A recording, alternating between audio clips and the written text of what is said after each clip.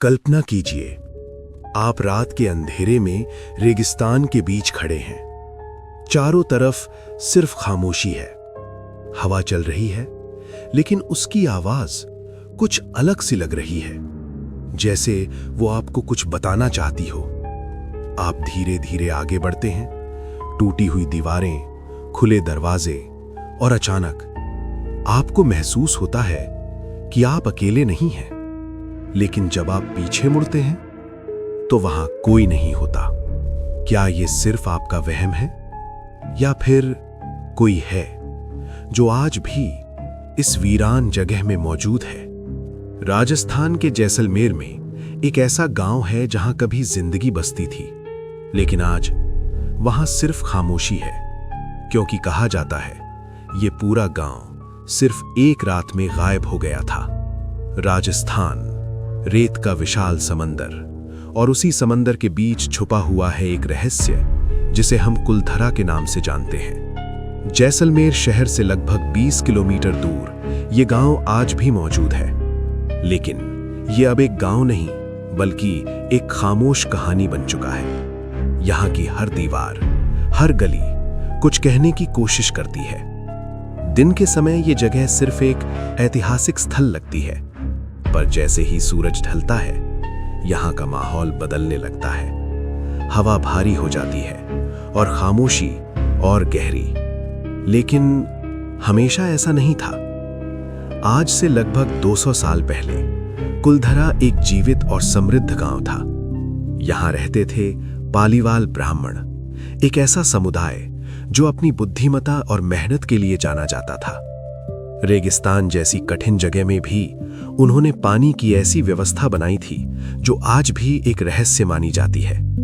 कहा जाता है उन्होंने भूमिगत जल स्रोतों का ऐसा उपयोग किया कि सूखी जमीन भी हरी भरी हो जाती थी, खेती लहलहाती थी और व्यापार भी फल फूल रहा था।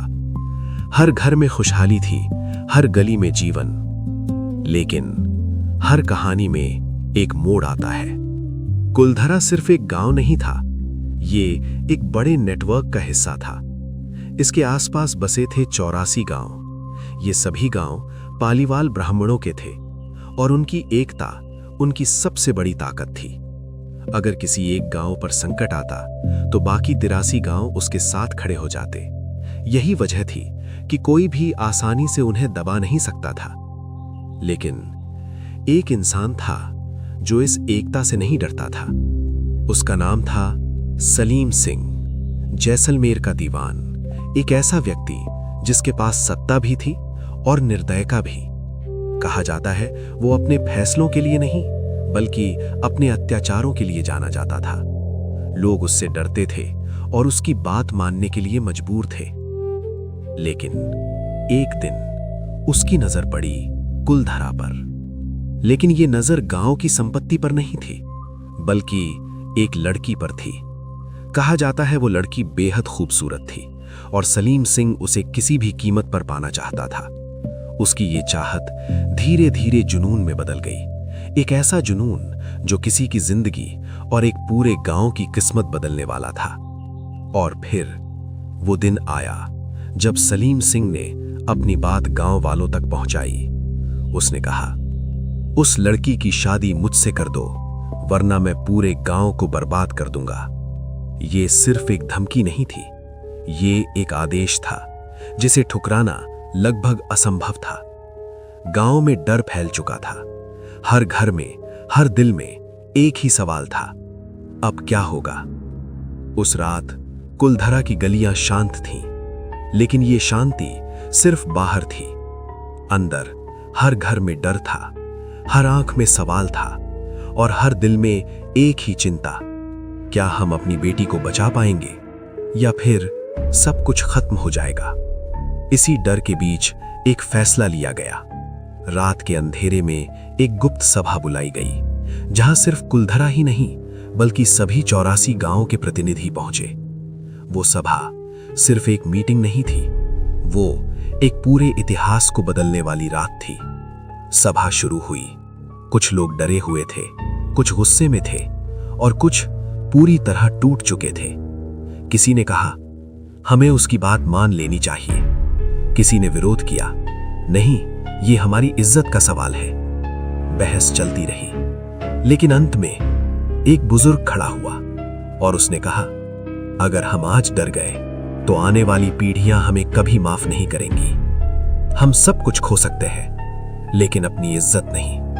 और फिर वो फैसला लिया गया, एक ऐसा फैसला जिसने इतिहास बदल दिया। उस रात कुलधरा सोया नहीं था, लेकिन कोई जाग भी नहीं रहा था। हर घर में लोग चुपचाप अपने सामान समेट रहे थे। कोई रो नहीं रहा था, कोई आवाज नहीं कर रहा था, बस आंखों में आंसू थे और दिल में दर्द। वो सिर्फ एक विदाई नहीं थी, वो अपनी पूरी जिंदगी छोड़ने का पल था। और फिर आधी रात के बाद कुलधरा की गलियों में धीरे धीरे हलचल शुरू हुई। एक एक करके लोग अपने घरों से निकलने लगे। कोई पीछे मुड़कर नहीं देख रहा था, कोई आवाज नहीं, बस रेत पर पड़ते कदमों की हल्की आवाज। और देखते ही देखते हजारों लोग उस गांव से गायब हो गए। सुबह हुई, सूरज निकला, लेकिन कुलधरा में कोई नहीं था। घर थे, दीवारें थीं, सामान था, लेकिन लोग नहीं थे। ऐसा लग रहा था जैसे किसी ने इस जगह को एक ही रात में खाली कर दिया हो। लेकिन कहानी यहीं खत्म नहीं होती। कहा जाता है जाते जाते पालीवाल ब्राह्मणों ने इस जगह को श्राप दिया। जो भी यहां बसने की कोशिश करेगा वो कभी खुश नहीं रह पाएगा। और शायद यही वजह है कि आज तक कोई भी यहां टिक नहीं पाया। आज भी रात होते ही कुलधरा बदल जाता है। लोग कहते हैं उन्हें यहां कदमों की आवाज सुनाई देती है, जैसे कोई उनके पीछे चल रहा हो। कुछ लोग दावा करते हैं उन्होंने परछाइयां देखी हैं, और कुछ यहां तक कहते हैं कि उन्होंने फुसफुसाहट सुनी है। लेकिन क्या ये सब सच है या सिर्फ डर का असर? कुछ इतिहासकार कहते हैं ये एक सामूहिक पलायन था, शायद पानी की कमी या राजनीतिक दबाव। लेकिन इतने बड़े पलायन का कोई ठोस प्रमाण नहीं मिला। और आज भी सबसे बड़ा सवाल वही है, अगर लोग गए तो गए कहां? और अगर ये सिर्फ एक कहानी है तो फिर ये जगह आज भी इतनी डरावनी क्यों लगती है? आज कुलधरा एक टूरिस्ट स्पॉट है। दिन में लोग आते हैं, फोटो लेते हैं, लेकिन जैसे ही सूरज ढलता है ये जगह फिर वही बन जाती है, एक रहस्य। शायद हर कहानी का एक सच होता है और एक डर, और कुलधरा उन दोनों के बीच कहीं फंसा हुआ है। अगर आप कभी कुलधरा जाएं तो दिन में जाइए, क्योंकि रात में ये सिर्फ एक खंडहर नहीं रहता, ये बन जाता है एक जिंदा रहस्य।